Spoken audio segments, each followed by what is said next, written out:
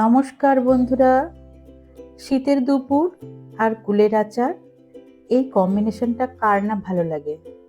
আজ আমি আপনাদের দেখাবো একেবারে জিভে জল আনা দোকানের মতো টক ঝাল মিষ্টি কুলের আচার তৈরির সব থেকে সহজ রেসিপি। চলুন দেরি না করে শুরু করা যাক। বাজার থেকে 2 কেজি মতো পাকা টোপা টোপা কুল আমি নিয়ে চলে এসেছি, আর সেটা কিন্তু বোটা ছাড়িয়ে ভালো করে জল দিয়ে পরিষ্কার করে ধুয়ে নিয়েছি। একটা কাপড় দিয়ে শুকনো করে কুলগুলো মুছে তারপরে একটা থালার মধ্যে সেগুলো হাত দিয়ে চটকে একটু নুন হলুদ দিয়ে একদিন আমি রোদে শুকিয়ে নিয়েছি। এভাবে কুলের আচার বানালে কিন্তু অনেক দিন রেখে খেতে পারবেন। যদি কুলের আচারে জল থাকে তাহলে আচারটা নষ্ট হয়ে যাওয়ার সম্ভাবনা থাকে।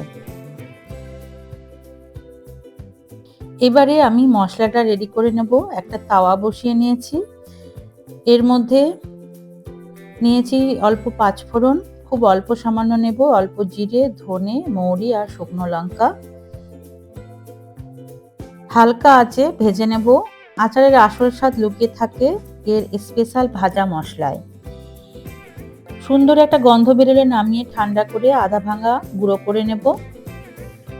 আপনারা চাইলে শিলপাটাতেও কিন্তু এটা গুঁড়ো করে নিতে পারেন, তাহলে কিন্তু গুঁড়োটা আরো বেশি ভালো হয়। মিক্সিতে গুঁড়ো করলে খুব বেশি হয়তো গুঁড়ো হয়ে যেতে পারে, তার জন্য এটা পারলে শিলপাটায় গুঁড়ো করে নেবেন। আখের গুড় 1 কিলো মতো নিয়ে নিয়েছি।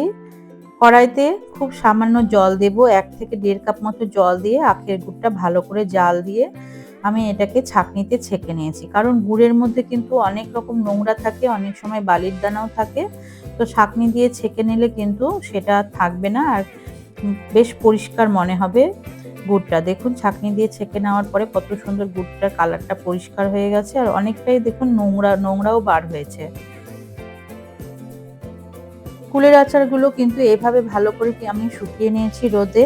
এবারে একটা কড়াইতে সামান্য সর্ষের তেল গরম করে এতে দিয়ে দেব পাঁচফোড়ন আর শুকনো লঙ্কা। রোদে শুকনো কুলগুলো এর ওপর দিয়ে দিলাম, দিয়ে নাড়াচাড়া করব। কুলগুলো একটু নরম হয়ে যাবে যতক্ষণ না, ততক্ষণ কিন্তু এটা নাড়াচাড়া করতে থাকতেই হবে। এবারে এতে গুড় মিশিয়ে দেব। গুড়টা যে আমি জাল দিয়ে রেডি করে রেখেছিলাম সেই গুড়টা এর মধ্যে দিয়ে দেব এবং আঁচ কমিয়ে কিন্তু রান্না করব। খুব বেশি আঁচ দেওয়া যাবে না, আঁচ কমিয়ে এটা এইভাবে নাড়াচাড়া করতে থাকতে হবে যাতে তলায় না ধরে যায়।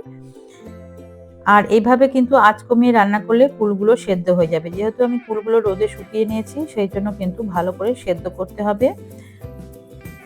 গুড়গুলো যখন আঠালো হয়ে আসবে তখন আগে থেকে তৈরি করে রাখা ভাজা মশলা ওর উপর ছড়িয়ে দেব। ভালো করে মিশিয়ে নিয়ে নামিয়ে নেব। ঠান্ডা হলে এটা কিন্তু বয়ামে ভরবো।